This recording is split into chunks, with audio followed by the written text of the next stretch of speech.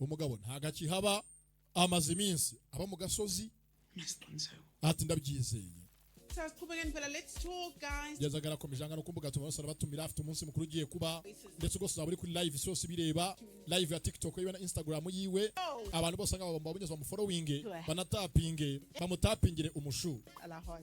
rwose munapingira abashu Met rwose umunsi mukuru wacangaza uri delivery turukanga mu rugo iwacu nje invite uNkulunkulu ukuthi ndetse nizo gusanga ugeze ugakora kumbugenza kumbuga ngatanga nini n'amazingo zukora abantu bafite kubaka invite rwose ujya ngo ubake urugo rurambe hamagara Yesu Kristo aze mu rugo rwawe Imana ibijyemo uNkulunkulu ukuthi buri Imana ituma umuryango urambuka arambana abe ingxenye ugeze nga uvuga ngo yaramutaye imbere y'isi aracyarenze ko afite umugabo kandi yubatse wethu. yanambye ku rugo rwe This year you're celebrating your 20th wedding rwose umwaka ugiye gusera imyaka 20 yanyu y'ubukwe anniversary. mubanye ese rwose nicyanga dufite guteganya ko kizaba kindi natwe rwose byacu nyine ni impeta What can impeta buri munsi namara impeta nshyashya umugabo yampinduriye we expect?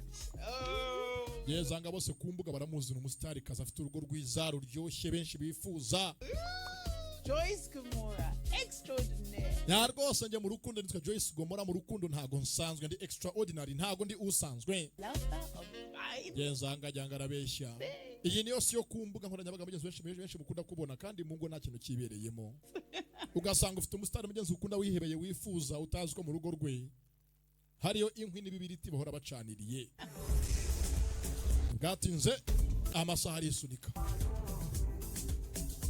sasanga mu rugo rwabo bafitanga abana bakuru ndetse rwose usanga abana mugenzi bamaze bakura ni umuhungu n'umukobwa n'inshuti zabo ndetse uyu munsi bapanze kuno gusohoka ni musaza mugenzi usaza w'umukobwa na gashiki kiwe n'abana baba mugabo Jonas na madamu we Joyce Gomora Siyapuma. mama hanga avayo abana bapanze kuno kujya hanze